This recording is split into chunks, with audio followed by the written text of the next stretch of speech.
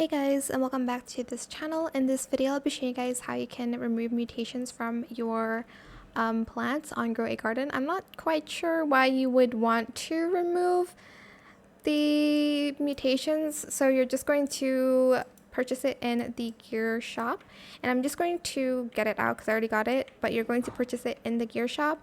And let's remove the mutation from like a small plant, from this peach maybe.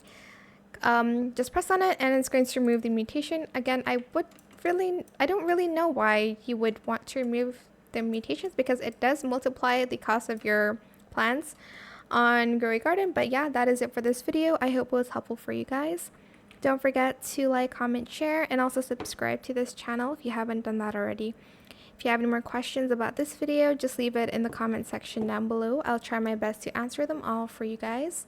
And if you found this video helpful, please click the thanks button as well. That is it. Thank you so much for watching. Bye.